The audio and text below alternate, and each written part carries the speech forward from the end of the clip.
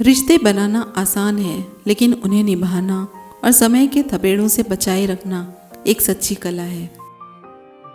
वर्षों तक यह समझने की कोशिश की है कि रिश्ते टूटते क्यों हैं और कैसे संभलते हैं, और क्या चीज़ें ऐसी हैं जो उन्हें लंबे समय तक टिकाई रखती हैं।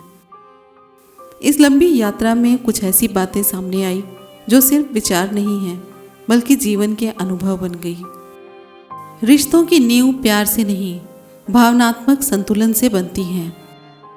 अगर आप हर छोटी बात पर गुस्से में फट पड़ते हैं तो कोई भी रिश्ता आपके साथ लंबे समय तक सुरक्षित महसूस नहीं कर सकता। शांत रहना कमजोरी नहीं, बल्कि वो ताकत है जो किसी भी तूफान को थाम सकती है। हम अक्सर अपने रिश्ते की तुलना दूसरों से करते हैं। सोशल मीडिया की चमकती तस्वीरें, रोमांटिक डिनर, उपहारों की झलकियाँ, लेकिन ये सब एक तराशा हुआ मुखौटा है। असली जीवन उन पलों में होता है जब आप दोनों थके हों, परेशान हैं और फिर भी साथ हैं। तुलना कृतज्ञता को मार देता है और कृतज्ञता ही प्यार को जीवित रखती है। रिश्तों में शब्दों से ज़्यादा शब्दों का लहजा असर करता है। एक ही बात अगर कठोरता से कही जाए तो जख्म बन जाती है, और वही बात अगर कोमलता से कही जाए तो पुल बना देती है। बहुत से रिश्ते इसलिए नहीं टूटते क्योंकि वो बातें गलत थी, बल्कि इसलिए टूटते हैं क्योंकि उन्हें कहने का तरीका तोड़ने वाला था। कभी अगर आप ये महसूस करें कि आप हिसाब रखने लगे हैं, किसने क्या किया, कौन ज़्यादा दे रहा है, तो समझ जाइए कि आप धीरे धीरे हार की ओर बढ़ रहे हैं। सच्चा रिश्ता बराबरी में नहीं, बल्कि ज़रूरत के अनुसार एक दूसरे को पूरा करने में है।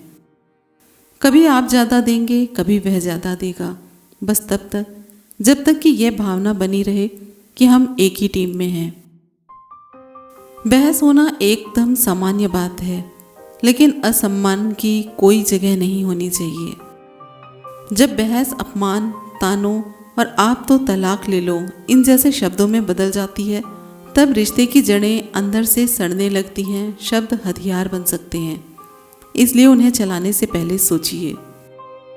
माफ़ी मांगने के परफेक्शन की ज़रूरत नहीं है। देर से मांगी गई सच्ची माफ़ी से बेहतर है कि एक सच्ची लेकिन अधूरी माफ़ी तुरंत दी जाए। अहंकार रिश्तों को धीमे जहर की तरह ख़त्म करता है, और रिश्ते में सर्द युद्ध कोई नहीं जीतता। हर इंसान का तनाव से जूझने का अलग तरीका होता है। कोई खामोश हो जाता है, कोई ज़रूरत से ज़्यादा बोलने लगता है। अगर आप इसे खुद पर ले लें तो गलत समझ बैठेंगे। समझदारी इसी में है कि आप उसके ढंग को समझें और वहाँ उससे मिलें जहाँ वह है। शादी सिर्फ प्यार को महसूस करने का नाम नहीं है।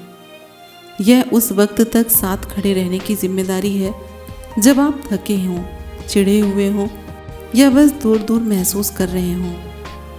रोज रोज के छोटे प्रयास सच्चे रिश्तों को बड़ा बनाते हैं, ना कि केवल शुरुआती केमिस्ट्री।